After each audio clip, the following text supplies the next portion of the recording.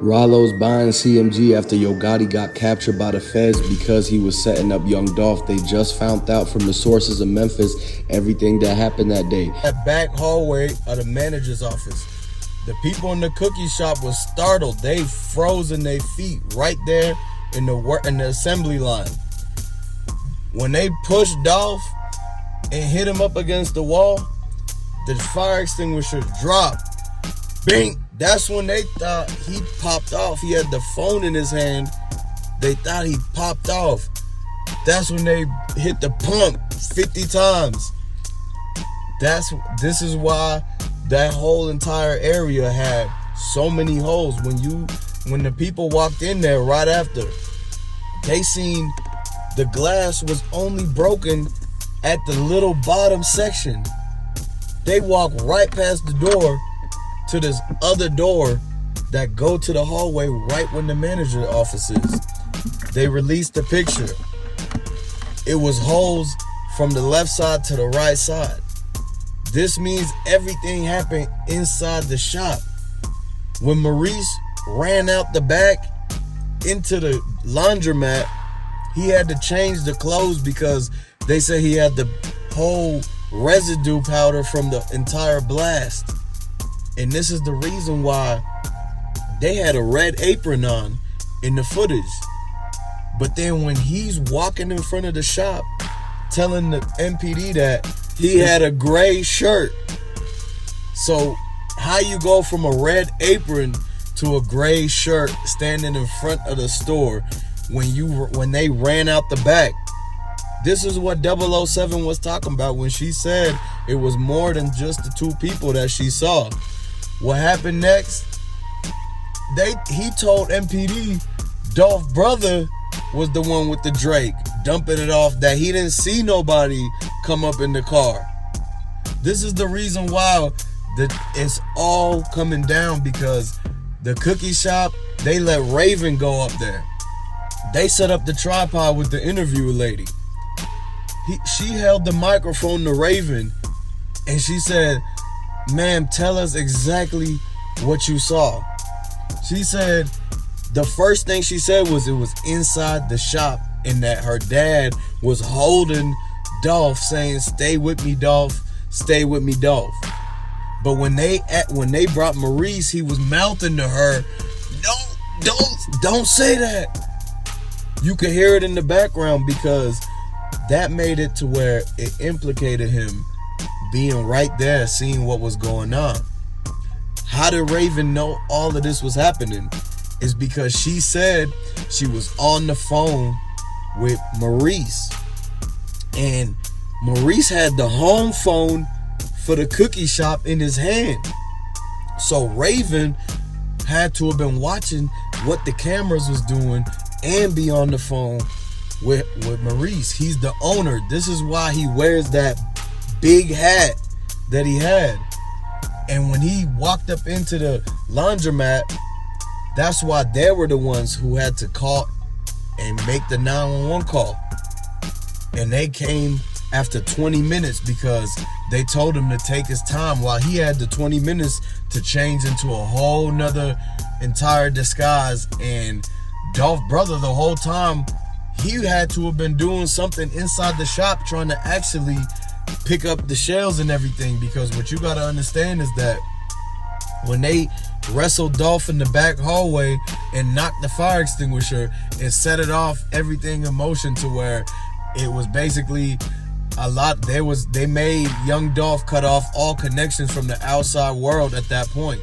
He tried to call for backup. He tried to call for help. Why did not anybody show up to that cookie shop?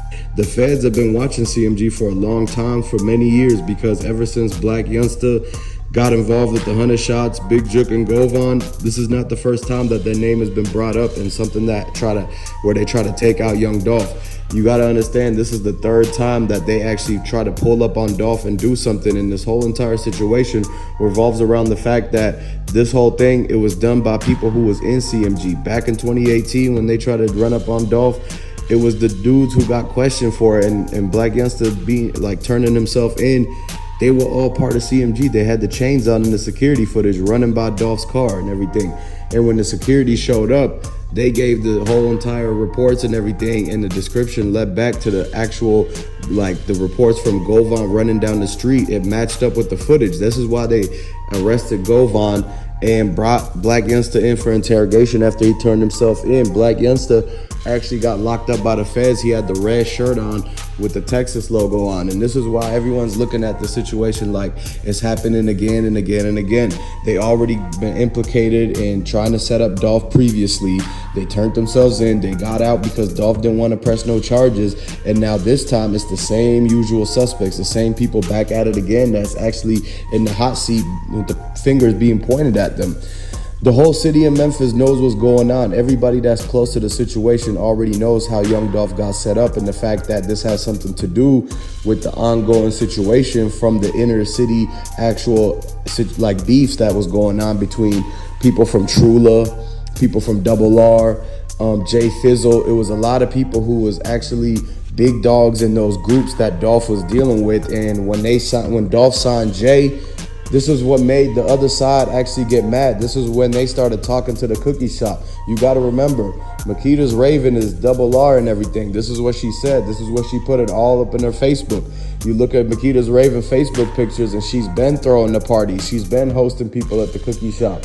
She's been having people from both sides, people from PRE and CMG, secretly come to the same party when she's not telling that the other group is coming. They're not telling each other that their ops is about to show up. So Makita's Raven been trying to get the ops to be in the same room as their enemies and everything. And this is why she invited Yogotti to the cookie shop at the same time as when Young Dolph was there.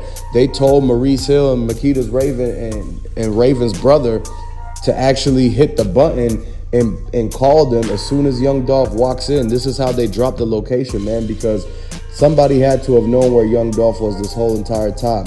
There were people already saying that he was being followed by 10 cars. One of Moneybagg Yo's cars was spotted. Then another one of Moneybagg Yo's Bentleys was spotted that Yo Gotti gave to him. And this is what made the feds even look at the footage even more closely, because they seen all these cars setting up and parking in place right before this happened. As soon as the Lincoln pulled into the parking lot and the Tahoe went across the street, this is what made the Bentley truck turn the engine on so that the two-door could pull up after seeing Young Dolph's car go in forward. Young Dolph normally backs into the parking spot. It's the same cars that he used at the gas station with the yellow shirt, the hat on. He had the chrome heart bag and everything. So how was Dolph? He was being followed from that point on, for 2-3 days. Remember, the family said that Dolph was out and about for 2-3 days, that he didn't come back home, and he was gonna come back with the food and everything like that. So they were all, Dolph, he had that picture where he was already looking around. He was already suspicious of the fact that he was being followed when people were pulling up to him next to the pump and actually taking pictures and videos of him, but they're not saying what's up. They're not trying to dap him up.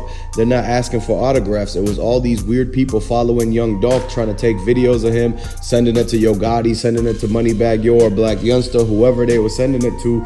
It looked odd, and this is what made Young Dolph be eerie and start looking over his shoulder left and right.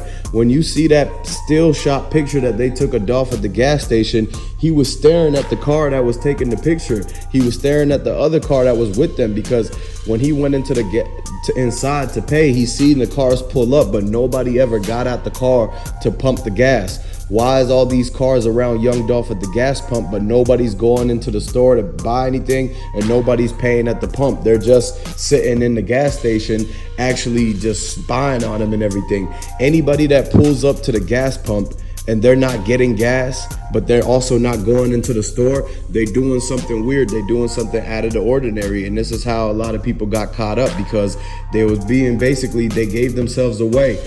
They got caught red-handed just being at the right place at the right time, because they forgot that this was in broad daylight and the security footage caught everything. It caught all the license plates and everything like that, man. And the fact that this whole thing goes back to every single person that was in them cars. It came back to JoJo, Splash, Straight Drop. It came back to Govan and Big Jook, Moneybagg Yo's Bentley. Even Yo Gotti and Black Youngster was right there in the passenger seat, and Black Youngster in the back seat with Moneybagg Yo and Big Jook all in the same Bentley. And this is the same thing that goes on for the Tahoe. The same thing. You got to remember, all the people who was pulled up in the cars in that Family Dollar parking lot, the person who in the gold Buick, they was actually already recorded, and they seen where 007 was standing. They seen the guy who was walking to the front door of the Family Dollar, past the door and go into 901 Trigger Trey's car. You got to remember that the trucks that was in the area, it was a black truck that was there to distract the gold Tahoe to be the getaway. Everybody was on Airways, and so when they all went one way on Airways, it gave room and it gave the distraction for Yo Gotti and Moneybagg Yo to hop in the Bentley and go to the airport. This is when they jumped on the flight and Yo Gotti tried to go live. But as soon as he went live, people in Memphis was jumping in the comments saying that, hey, Dolph got hit up. Did you hear this? Did you hear that? And this is what made them realize that Yo Gotti had already been caught and he was trying to get away. This is when Yo Gotti deleted everything off of his Instagram so that he could dodge the feds, because he already knew that people was talking, like people was commenting saying, y'all just did this to Dolph. Y'all just hit Dolph up. You gonna pay for this. You like the city gonna get you, this and that. You can't come back to Memphis. And that was the day that Yo Gotti got banned from Memphis.